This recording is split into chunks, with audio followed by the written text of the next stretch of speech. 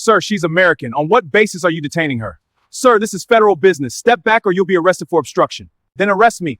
But you're not taking her without probable cause. We're conducting immigration enforcement. Final warning, move aside. I've invoked my right to remain silent and requested counsel. She asked for an attorney. You have no lawful grounds to detain her. Ma'am, we need proof these documents are legitimate. Step aside. Zariah Vaughn freezes mid-step. Her hand tightens on the briefcase handle. The leather is warm. The afternoon sun is beating down on the sidewalk outside the Baltimore Federal Building. 72 degrees, clear sky, traffic moving steady on Pratt Street. She turns. 3 men. ICE vests, tactical gray. The one in front has his thumbs hooked into his belt. The other 2 stand behind him, hands loose, eyes scanning. Zariah does not panic. She has been an attorney for 12 years. She knows what this is. She knows what this looks like. She knows the script they are about to run. I'm a licensed federal attorney, she says. Her voice is calm, steady, not defensive, not apologetic, just factual. Those are court-certified transcripts. The agent in front steps closer. His name badge reads Halvern, B, mid-40s. Jaw like stone, the kind of face that expects people to comply. We'll decide what's legitimate, he says. Turn around. If you're just joining us, welcome. Take a breath. This story is going to take you somewhere important. Stay with it all the way through, because what happens next changes everything. Zariah looks at him for 2 full seconds. She does not blink. She does not move. She just looks. Then she speaks. Loud enough for the people passing by to hear. If you put cuffs on me, make sure your body cams are recording. Halvern's jaw shifts. He steps forward. His hand goes to his belt. The cuffs come out. Click. Cold metal wraps around her left wrist. Too tight. She feels the pressure immediately. The skin pinches. The bone underneath aches. Click. Right wrist. Tighter than the left. And she does not pull away. She does not resist. She just stands there, hands behind her back, looking straight ahead at the crowd that is starting to gather. A woman with a stroller slows down. A man in a suit stops texting. A teenager lifts a phone. Not obvious, just waist-high, screen glowing. Halvern reaches for the briefcase. Zariah does not fight him. She lets him take it. He opens it right there on the sidewalk. Papers spill slightly. He flips through them. Court stamps, federal seals, case numbers printed in block letters. He pulls out his phone. He photographs 3 pages. That is the mistake. Some of those pages are sealed deposition materials, confidential case records, protected under federal court order. He just violated procedure in front of 30 witnesses.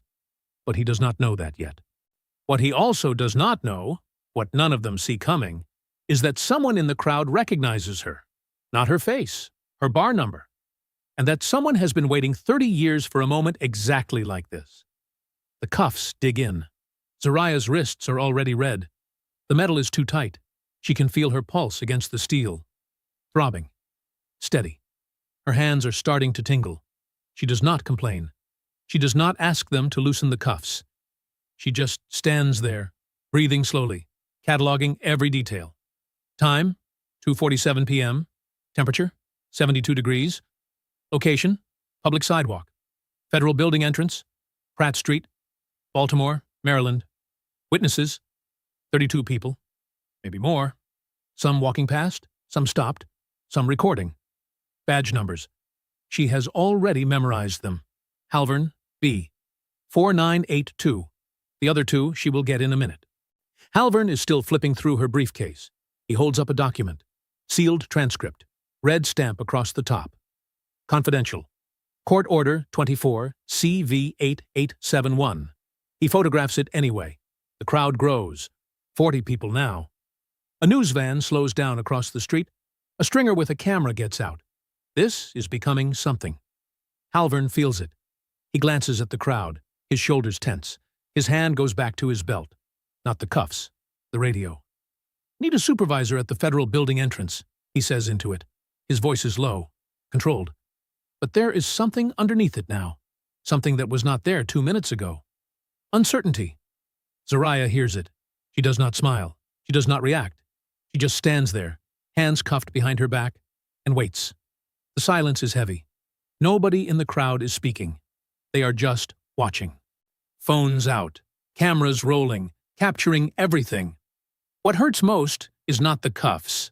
It is the silence, the way people see something wrong and do not know how to stop it, the way injustice happens in broad daylight and the only response is to record it, the way power moves and people freeze. Zariah has seen this before. She has represented people who stood exactly where she is standing now, people who were stopped, questioned, detained, accused, cuffed, humiliated, and nobody stepped forward. But this time is different. This time, someone does. A voice from the back of the crowd. Not loud, not angry, just clear. Maryland Bar 45,821. Vaughn, Zariah Elise. Active. In good standing. Halvern's head snaps up. The voice is male, deep, steady. It carries the kind of authority that makes federal agents pause. Zariah does not turn her head. But her breathing changes. Just slightly. Because she knows that voice. And so does half of Baltimore. Malik Treadwell is 51 years old. He has lived in Baltimore for 30 years. Sandtown, Winchester, Penn North, West Baltimore neighborhoods where the streets remember names and faces, where community means something deeper than geography. He was 17 when he first got stopped by police. No reason, just walking. Officer said he fit a description. Malik asked what description. Officer said, do not ask questions. Malik asked again. Officer put him in cuffs. No charges, no arrest, just cuffs, just a lesson about who has power and who does not. That was 1991. Malik has been stopped, questioned, detained, arrested, and released 47 times since then. Not 47 charges, 47 encounters. Only 3 resulted in charges. Yet all 3 were dismissed. Disorderly conduct, obstruction, resisting. None of them stuck because none of them were real. What Malik learned over those 47 encounters is this. The law is a tool. And like any tool, it works better when you know how to use it. So he learned. He learned the Fourth Amendment. He learned probable cause. He learned reasonable suspicion. He learned the difference between a lawful stop and an unlawful detention. He learned when to comply and when to assert your rights. He learned how to document, how to witness, how to stand between power and the people it targets. In the 1990s, he worked with youth mentorship programs affiliated with organizations that taught young black men how to survive police encounters. Not how to avoid them, how to survive them. Because avoidance was not an option. And encounters were guaranteed. Survival was not. He taught workshops. Know your rights. Document everything. Stay calm. Do not give them a reason. Assert your rights clearly. Invoke your right to counsel. Invoke your right to silence. Do not argue. Do not escalate. Just document. He has been called a lot of things over 30 years. Activist, agitator, troublemaker, Panther affiliate, radical. He does not care about the labels. He cares about the work. And the work is this. Stand up when everyone else sits down. Right now, Malik is standing at the back of a crowd on Pratt Street, watching 3 ICE agents detain a black woman in a business suit with a briefcase full of court documents. He watches them put cuffs on her. He watches them tighten the cuffs. He watches them photograph sealed materials. He recognizes her, not her face, her work. So 2 weeks ago, a lawsuit was filed against Core Shield Detention Services. Private contractor. Runs immigration detention facilities across the Mid-Atlantic. The complaint was 127 pages. It documented abuse, medical neglect, constitutional violations. The attorney who filed it was named Zariah Vaughn. Malik read that complaint. He read every page. He knows what it means. He knows what it costs to file a case like that. He knows what happens to people who challenge systems with that much money and that much power. They get stopped. They get questioned. They get detained. And that is exactly what is happening right now. So Malik does what he has done 47 times before. He steps forward. He does not run. He does not shout. He just walks calmly to the front of the crowd, stops 5 feet from the agents, and speaks. Maryland Bar, 45,821. Vaughn, I Zariah Elise. Active. In good standing. Halvern looks up. His eyes narrow. He scans Malik. Blue kufi. Green jacket. Hands at his sides. No threat. No aggression. Just presence. This does not concern you, Halvern says. Malik does not move. He does not raise his voice. He just stands there and responds with the kind of calm that only comes from 30 years of practice. This concerns everyone here, he says. You just put cuffs on a licensed federal attorney. In public. Without probable cause. And you photographed sealed court documents. That is not an immigration enforcement action. That is a federal violation. And everyone here is watching. The crowd is silent. Phones are still up. Cameras are still rolling. Halvern's hand goes back to his radio. He is about to call for more backup. But before he can, Malik speaks again. I need your badge numbers, all three of you. And I need the reason for this detention. Articulated clearly, on the record. Halvern's jaw tightens. His hand stays on the radio. But he does not press it. Because he knows what happens if he calls for backup now. He knows what this looks like. He knows the cameras are rolling. He knows the news van across the street is recording. And he knows that the man standing 5 feet away is not bluffing. Brock Halvern has made a career out of not backing down. 17 years with ICE. Started in Arizona. Border Patrol. 6 years in the desert. Heat, dust, long shifts, hard choices. He learned early that hesitation gets you hurt. Compliance is mandatory. Authority is absolute. He transferred to enforcement and removal operations in 2014. Baltimore field office in 2018. Different work. Same principle. Enforce, remove, do not apologize. He has 3 complaints in his file. First one, 2016. Phoenix. Residential raid. Subject alleged excessive force. Halvern said the subject resisted. Internal Affairs reviewed the body cam. Footage was inconclusive. Complaint dismissed. Second one, 2019. Baltimore. Traffic stop. Subject was a U.S. citizen. Halvern detained him anyway. Held him for 2 hours. No charges filed. Subject filed a complaint. Alleged unlawful detention. Halvern said he had reasonable suspicion. Internal Affairs reviewed. No violation found. Complaint dismissed. Third one, 2021. Baltimore. Worksite enforcement. 12 people detained, 11 were undocumented. 1 was not. That one filed a complaint. Alleged racial profiling. Halvern said he was following protocol. Internal Affairs reviewed. No pattern identified. A complaint dismissed. All 3 complaints. All cleared. Halvern believes this proves he was right. He believes Internal Affairs cleared him because he followed procedure. He believes the complaints were frivolous. Filed by people who do not understand how enforcement works. What he does not believe, what he has never once considered, is that Internal Affairs clears complaints because clearing complaints is easier than addressing patterns. That is his blind spot. He believes his authority justifies his actions. He believes that once he makes a decision to detain someone, the decision is valid because he made it. He believes compliance is not optional. He believes resistance, even lawful resistance, is evidence of guilt. And right now, is standing on a public sidewalk with a crowd of 40 people watching and a news camera across the street recording.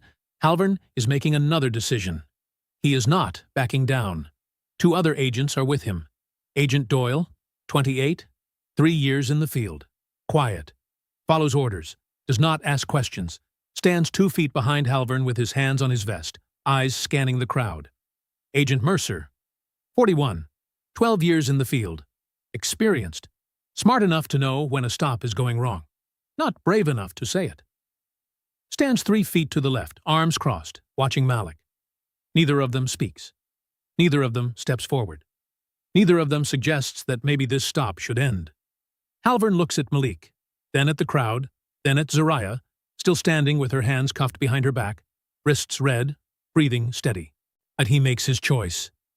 He steps closer to Malik, close enough that the space between them tightens, close enough that 3 people in the crowd pull out their phones and start recording from new angles.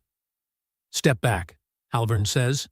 His voice is low, controlled, but there is weight behind it, threat. Malik does not step back. Badge number, he says. Reason for detention. Probable cause. Now. Silence. The crowd holds its breath. The cameras hold steady. The sun beats down. 72 degrees. Clear sky. Federal building behind them. Halvern leans in. Just slightly. Just enough that only Malik and Zariah, and maybe 2 other people can hear. You want to make this a problem? He whispers. I can charge you with obstruction. I can detain you. I can make this a very long day. Malik does not blink. He does not step back. He just looks at Halvern with the kind of calm that comes from standing in front of power for 30 years and refusing to be moved. Then do it, Malik says quietly. Charge me. Detain me. Make it a long day. But do it on camera. Do it in front of all these people. Do it knowing that when you walk into a courtroom 6 months from now, you are going to have to explain why you threatened a man for asking for your badge number. Halvern's hand is still on his radio. His jaw is clenched. His breathing has changed. And that is when Zariah speaks. Her voice cuts through the tension like a blade. Calm. Clear. Precise. Agent Halvern, I am invoking my right to legal counsel. I am requesting supervisory review of this detention. I am requesting documentation of probable cause. Remove these handcuffs or charge me. Choose now. The words land like stones. Halvern looks at her. Really looks at her. And somewhere in that moment, something shifts. He recognizes her name. Not from the bar registry, from something else, from a filing, from a complaint, from a case someone in his office mentioned 2 weeks ago. Core Shield, Zariah Vaughn. His face does not change, but his hand moves away from the radio. And then he makes the mistake that will end his career. He leans in. He whispers, just loud enough for Malik and Zariah to hear. We can make this difficult. And the cameras catch every word. The threat hangs in the air for 3 seconds. 3 seconds where nobody moves. Nobody speaks. The crowd is frozen. The cameras are rolling. The sun is bright and the sky is clear and the city is moving around them. But on this sidewalk, in this moment, everything stops. Malik does not react. He does not raise his voice. He does not step forward. He just stands there, hands at his sides, and lets the words settle. Then he speaks. Loud. Clear. Loud enough for everyone in the crowd to hear. Did everyone hear that? He says. He does not look away from Halvern. This federal agent just threatened to make this difficult. On camera, in front of witnesses, after detaining a licensed attorney without probable cause. That is retaliation. That is obstruction of justice. That is a federal crime. The crowd murmurs. Phones shift angles. The news camera across the street zooms in. Halvern's face tightens. His hand goes back to his radio. He keys it. Need backup at federal building entrance. Multiple individuals. Possible obstruction. Malik does not move. Badge number 4982. Agent Halvern. You just called for backup because I asked for your badge number. You just threatened retaliation because a detained attorney invoked her rights. And you just photographed sealed federal court documents without a warrant. All of it is on camera. All of it is documented. And all of it is going in a complaint that will be filed by end of business today. Doyle shifts his weight. Mercer uncrosses his arms. Both of them are looking at Halvern now. Both of them are realizing that this stop has turned into something they did not sign up for. Halvern stares at Malik. His jaw works. His hand stays on the radio. He is calculating. He is weighing options. He is trying to decide if he doubles down or backs off. Zariah is still standing with her hands cuffed. Her wrists are swelling now. The metal has cut off circulation. But she can feel her fingers going numb. But she does not say anything. She does not complain. She just stands there, breathing steadily, and waits. Because she knows what happens next depends entirely on whether Halvern makes the smart choice or the proud choice. He makes the proud choice. Turn around, he says to Malik. Hands behind your back. Malik does not turn around. On what grounds? He asks. Obstruction of a federal investigation. What investigation? Halvern does not answer. He steps forward. His hand goes to his belt. He reaches for his cuffs. And that is when the crowd moves. Not violently, not aggressively, just forward. 10 people, then 15, then 20. They do not shout. They do not chant. They just step closer, forming a wall, a barrier, a presence. One woman in the front, mid-40s, business suit, a briefcase in hand, speaks up. I'm recording this, she says. I'm a paralegal. I work 2 blocks from here. I watched this entire encounter. You have no probable cause. You have no legal basis for this detention. And if you put handcuffs on that man, I will testify in court that you did it in retaliation for him asserting his rights. A man beside her, late 30s, white, glasses, corporate lanyard around his neck, pulls out his phone.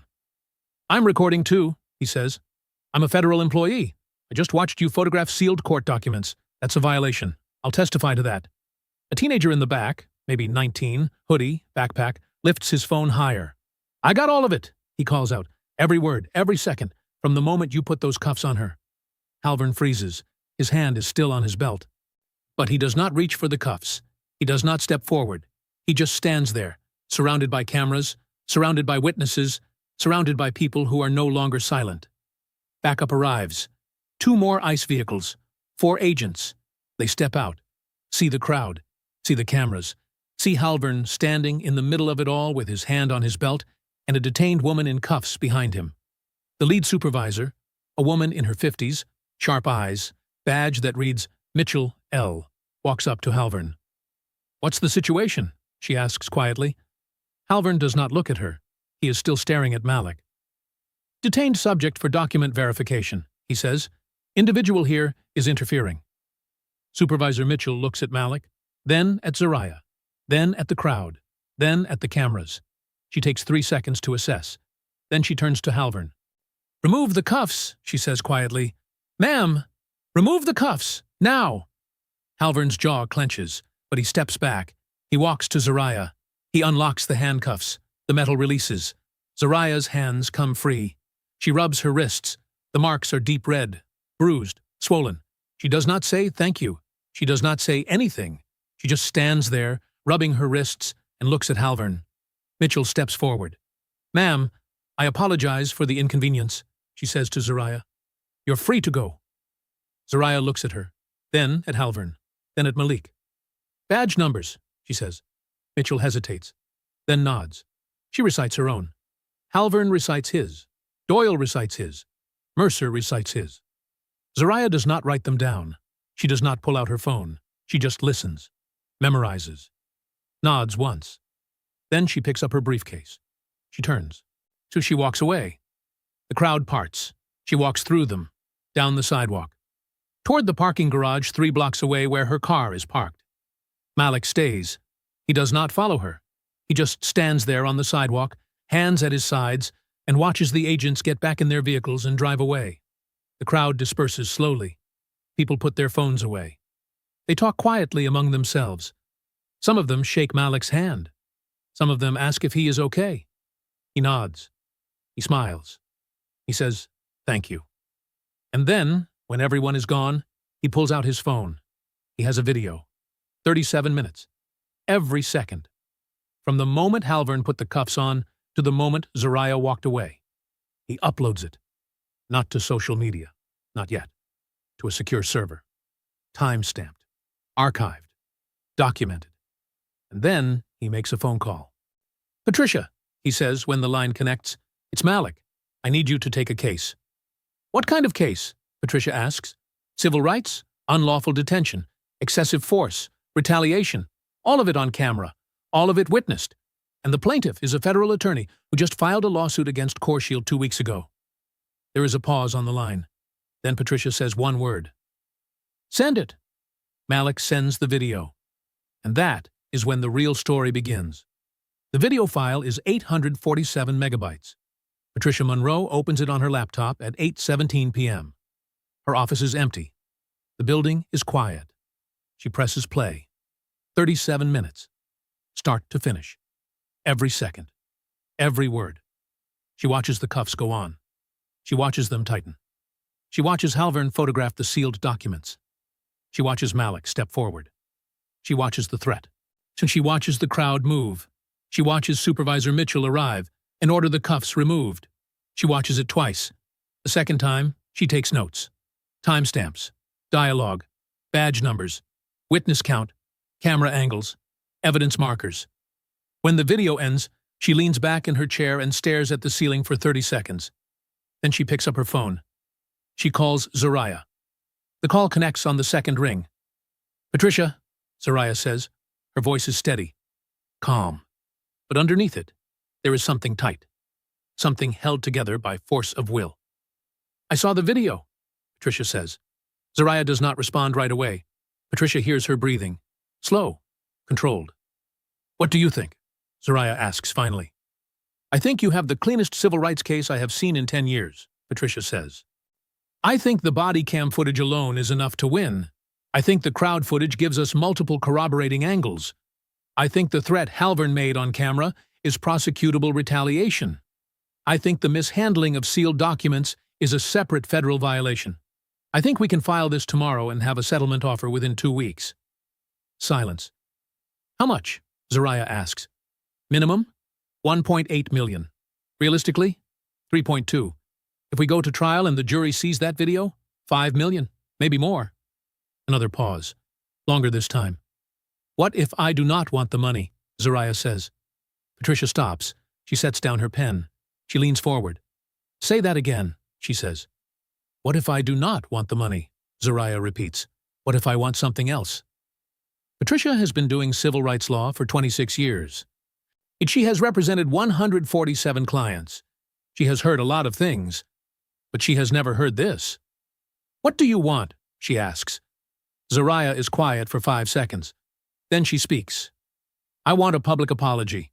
I want new protocols. I want mandatory supervisor approval for all field detentions. I want body cam requirements with immediate termination consequences if they are not activated. I want civilian oversight with real authority. And I want a legal fellowship fund to help people who do not have the resources I have. Patricia writes it down. Every word. And no personal settlement? She asks. No personal settlement, Zariah confirms. Patricia is quiet. She looks at her notes. She looks at the video paused on her screen. She looks at the settlement amount she wrote down. $3.2 million. Minimum. Zariah, she says carefully, you understand what you are giving up. I understand exactly what I am giving up, Zariah says, and I understand exactly what I am asking for instead. They are going to think you are bluffing. Let them think that. They are going to offer you money, a lot of money, and when you reject it, they are going to think you are negotiating for more. Then we keep rejecting until they understand I am not negotiating. Patricia is quiet again. She has worked with a lot of clients. She has seen a lot of strategies. But this is different. This is not about winning money. This is about changing systems. Okay, she says finally. We do it your way. Thank you, Zariah says. They hang up. Patricia sits in her empty office and looks at the video on her screen. She thinks about the 147 cases she has filed. She thinks about the 89 she has won. She thinks about the settlements, the verdicts, the dollar amounts that made headlines. And then she thinks about what Zariah just asked for. No money, just change. Patricia has been waiting 26 years for a client like this. She opens a new document. She starts typing. Complaint, civil rights violation, unlawful detention, excessive force, retaliation, mishandling of federal court documents. She works until 2 a.m. The complaint is 39 pages when she finishes. She files it the next morning at 9:03 a.m. And by 10:30 a.m., every attorney in ICE's Baltimore field office knows that Zariah Vaughn just became the plaintiff they cannot afford to ignore. The settlement offer arrives 14 days after the complaint is filed. Patricia opens the email at 3:42 p.m. The subject line reads, Settlement Discussion. Vaughn versus IICE et Ali. She reads it once, then a second time. Then she calls Zariah. They are offering $1.8 million, she says. Zariah is sitting in her office. She has a deposition transcript open on her desk. A case that has nothing to do with ICE. A case that has nothing to do with what happened on that sidewalk. She is trying to work, trying to focus, trying to pretend her wrists do not still ache when she types. Reject it, she says. I will, Patricia says. But I want to make sure you know what rejection means. This goes to trial. Your name is public. Your case is public. Every detail of what happened that day is going to be examined, cross-examined, challenged. They are going to try to make you look unreasonable. They are going to try to make Halvern look justified. They are going to fight. I know, Zariah says. Oh, and you are still sure? I am sure. Patricia types the rejection. She sends it at 4:17 p.m. 3 days later, ICE's attorneys request a phone conference. 4 of them. Senior Counsel from the Department of Homeland Security Office of General Counsel, Regional Counsel from the Baltimore Field Office. 2 outside attorneys hired specifically for this case. Patricia takes the call alone. She puts it on speaker. She takes notes. They open with pleasantries. Professional, courteous. Then they get to the point. We would like to discuss a revised settlement offer, the lead counsel says. Her name is Margaret Devereaux, 15 years handling federal civil rights cases. She has a reputation for being tough, fair, strategic. Go ahead, Patricia says. $3.2 million, Devereaux says. No admission of wrongdoing. It's a standard confidentiality agreement. Patricia writes it down. She does not react. My client rejects, she says. Silence on the line. Ms. Monroe, Devereaux says carefully, we are offering your client more than $3 million. That is a significant settlement. We would like to understand what her concerns are so we can address them. Patricia looks at her notes. She looks at the list Zariah gave her 2 weeks ago. 5 demands. No money. My client is not interested in a financial settlement, Patricia says. Another pause. Longer this time. I'm sorry, Devereaux says. Can you clarify? My client does not want money, Patricia says. She wants institutional reform. She wants a public apology. She wants new detention protocols. She wants mandatory body cam activation. She wants civilian oversight with subpoena authority. And she wants a legal fellowship fund to support attorneys representing people who cannot afford to fight cases like this. The line is silent for 10 full seconds. Ms. Monroe, Devereaux says finally, we are prepared to offer $4.5 million. That is our best and final offer. My client rejects, Patricia says. She has not even seen it yet. She does not need to see it. She does not want money. She wants change. Devereaux is quiet. Patricia can hear her breathing, can hear the tension in it. Can we schedule an in-person meeting? Devereaux asks. I would like to speak with your client directly. Of course, Patricia says. The meeting happens 1 week later. Conference room, federal building, 8 people at the table, 4 ICE attorneys, 2 DHS representatives, Patricia, Zariah. Devereaux opens with the same revised offer. $4.5 million. No admission. Confidentiality. Zariah listens. She does not interrupt. When Devereaux finishes, Zariah folds her hands on the table and speaks. I appreciate the offer, she says, but I am not interested in your money. I am interested in making sure what happened to me does not happen to the next person. Money does not do that. Policy does. One of the DHS representatives, a man in his 50s, gray suit, tired eyes, leans forward. Ms. Vaughn, he says, why are you turning down millions of dollars? Zariah looks at him. She does not hesitate. Because money does not change systems, she says. Money just makes me richer and makes you feel like you paid for your mistake. I do not want to feel compensated. I want you to be accountable. And I want every agent in your Baltimore field office to know that unlawful detentions have consequences. I want every person who gets stopped to know that they have rights. I want oversight. I want transparency. I want change. That is what I want. And that is what I am going to get. The room is silent. The DHS representative leans back. He looks at Devereaux. He looks at Patricia. He looks at Zariah. And then he does something no one expects. He nods. Okay, he says, let's talk about your 5 demands. The settlement agreement takes 8 weeks to finalize. Every word is negotiated. Every clause is debated. Every protocol is drafted, reviewed, redrafted, reviewed again. ICE agrees to all 5 demands. The public apology is issued by the Baltimore field office director in a press conference on a Tuesday morning. And the director reads from a prepared statement. The statement is specific. It names Zariah. It acknowledges that the detention was unlawful. It acknowledges that Agent Halvern's conduct violated policy. It does not hedge. It does not qualify. We were wrong, the director says into the cameras. We detained a licensed federal attorney without probable cause. We mishandled sealed federal court documents. We retaliated against a community member who asserted constitutional rights. We violated our own policies, and we are implementing immediate reforms to ensure this does not happen again. The press conference is covered by local media. The video is uploaded to the ICE website. It stays there. Permanent, public, on the record.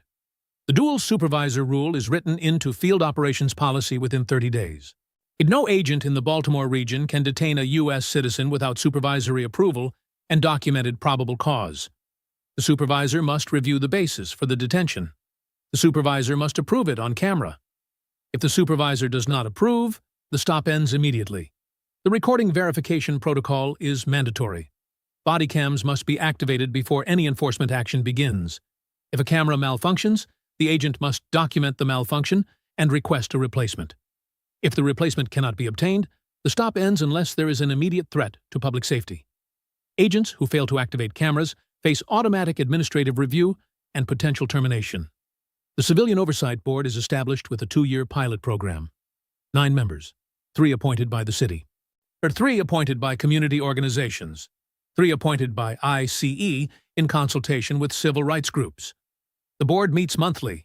It reviews complaints. It has subpoena power. It issues quarterly public reports. The Vaughn Legal Access Fellowship is funded with $250,000 over 5 years, $50,000 annually. The fellowship supports young attorneys representing individuals in immigration detention proceedings. The first recipient is selected within 6 months. Brock Halvern is placed on administrative leave during the internal investigation. The investigation takes 4 months. It concludes that Halvern violated multiple agency policies. It concludes that his threat to Malik Treadwell was unlawful retaliation. It concludes that his handling of sealed court documents was improper. Halvern is not terminated, but he is demoted. He is transferred to administrative duties. He will never conduct field operations again. His personnel file contains formal disciplinary action that cannot be removed. His career is over. Agents Doyle and Mercer complete mandatory additional training. They are not disciplined, but their names are in the public settlement agreement. They will carry that for the rest of their careers. The total financial cost to ICE, $250,000 over 5 years. A fraction of what they would have paid in a cash settlement. But the institutional cost is higher, because now every agent in Baltimore knows that cameras are mandatory. That oversight is real. That accountability exists. Patricia calls Zariah the day the settlement is finalized. "You did it," she says. Zariah is quiet. "You do not sound happy," Patricia says. "I am not unhappy," Zariah says. "I am just thinking about how many people went through what I went through and did not have a camera, did not have Malik Treadwell, did not have 12 years of legal training. I am thinking about all the people who got cuffed and humiliated, and no one recorded it, and no one intervened, and no one believed them." Patricia is quiet for a moment. "That is why you did this," she says. "That is why I did this." Zariah agrees. 2 days later, Malik sends Zariah a message. Short, direct. "You could have buried him. You chose not to. That took strength. Thank you." Zariah reads it twice. Then she responds, "Thank you for stepping forward. You did not have to, but you did. That is what changed everything." Malik responds one more time. "That is what we do." And that is the last time they speak. Until 6 months later, on when Zariah is invited to speak at a community legal literacy workshop in West Baltimore. She almost says no, but the invitation comes from Malik's organization. She cannot say no to that. The workshop is held in a community center on a Saturday afternoon. 60 people attend. Young men, young women, teenagers, parents, people who have been stopped, people who have been detained, people who carry the weight of encounters that never made it to court. Zariah speaks for 20 minutes. She talks about constitutional rights, about the Fourth Amendment, about probable cause, about the difference between lawful stops and unlawful detentions, about how to document encounters, about when to comply and when to assert your rights. And then she talks about the settlement, about why she rejected the money, and about why she asked for policy changes instead. The room is silent when she finishes. A woman in the front row raises her hand. Mid-30s, tired eyes, the kind of tired that comes from working 2 jobs and still struggling. "You could have taken millions," the woman says. "You could have made them pay. Why did you not?" Zariah looks at her. She thinks about the question. She thinks about all the times people have asked her this in different words. And then she says what she has been thinking since the day she stood on that sidewalk with cuffs on her wrists. "Because revenge is easy," she says. "It feels good. It gives you something immediate, But it does not change anything. I could have destroyed Agent Halvern. I could have taken millions. I could have made sure he never worked again. I could have made sure everyone knew his name. But what would that do for you? What would that do for the next person who gets stopped? What would that do for all the people in this room who have stood where I stood and did not have the resources to fight back? Revenge does not help them. Policy changes help them. Oversight helps them. Accountability helps them. That is what I wanted. That is what I got. The woman nods slowly, like she understands, but is still processing it. Malik is standing at the back of the room. He has been quiet the whole time, just watching. But now he steps forward. I want to say something, he says. The room turns. I have been doing this for 30 years, Malik says. I have stood in front of agents and officers and judges. I have filed complaints. I have testified. And I have watched people win cases and take money and think that money is the same thing as justice. It is not. Justice is when the system changes. Justice is when the next person does not go through what you went through. What Zariah did, what she asked for instead of money, that is justice, and it takes more strength to do that than it takes to destroy someone. He looks at Zariah. You could have buried him, he says. You chose not to. That matters. The room is silent. Then someone starts clapping. Slowly at first. Then others join. Then the whole room is applauding. Not because Zariah gave them an easy answer. Not because she made them feel good, but because she showed them something they did not expect. She showed them that justice does not always look like revenge. Either that sometimes the strongest move is refusing to become what hurt you. That sometimes the most powerful thing you can do is change the system instead of destroying the person. After the workshop, Zariah and Malik talk in the parking lot. First time since the messages. They do not talk about the case. They do not talk about the settlement. They talk about the work, about what comes next, about the people they are trying to help. At the end of the conversation, Malik says one thing. You made the right choice. Zariah nods. She does not argue. She just accepts it, because she knows it is true. Should federal agents face real consequences for unlawful detentions? Drop your answer in the comments. Your voice matters. 1 year after the settlement, the Civilian Oversight Board issues its first annual report. 43 complaints reviewed. See, 4 sustained. 2 resulted in disciplinary action. 1 resulted in termination. The board's work is not perfect, but it exists, and that is more than existed before. The Vaughn Legal Access Fellowship funds its first recipient, Jordan Hayes, Howard Law graduate, top of the class. They represent 7 clients in their first year.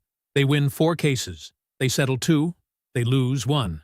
That is a better record than most young attorneys achieve in immigration detention work. Zariah returns to her practice. She continues to litigate. She continues to file cases. The case against Core Shield Detention Services settles for an undisclosed amount.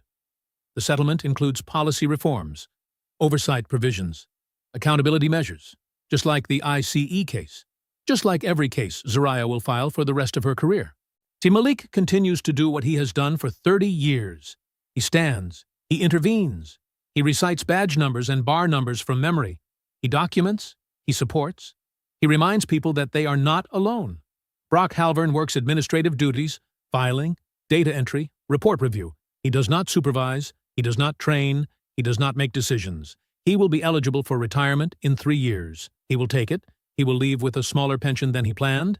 He will carry the disciplinary record for the rest of his life. He never apologizes. Not to Zariah, not to Malik, not to anyone. But his career is over, and every agent who works with him knows why. Agents Doyle and Mercer are still in the field. They follow the new protocols. They activate their cameras. They document probable cause. So they do not make the same mistake twice. Supervisor Mitchell is promoted. Not because of how she handled the situation, but not despite it either. She made the right call when it mattered.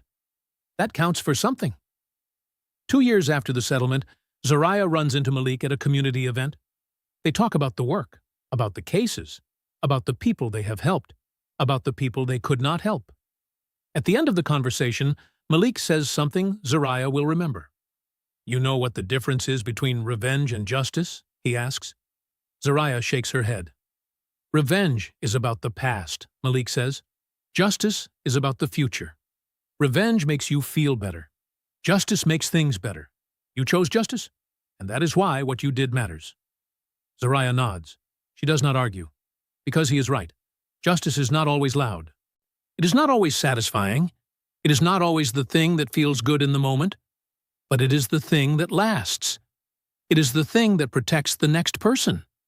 And the person after that. And the person after that. That is what Zariah chose. That is what she built. Not revenge. Justice. Not destruction. Change. Not millions of dollars. A system that works better than it did before. And sometimes, that is the most powerful thing you can do. If you believe that real justice requires changing systems, not just punishing people, make sure you hit that subscribe button and turn on notifications. Because we bring you stories that challenge you to think differently about what accountability actually means. These are the stories that matter. The stories that do not end when the headlines stop.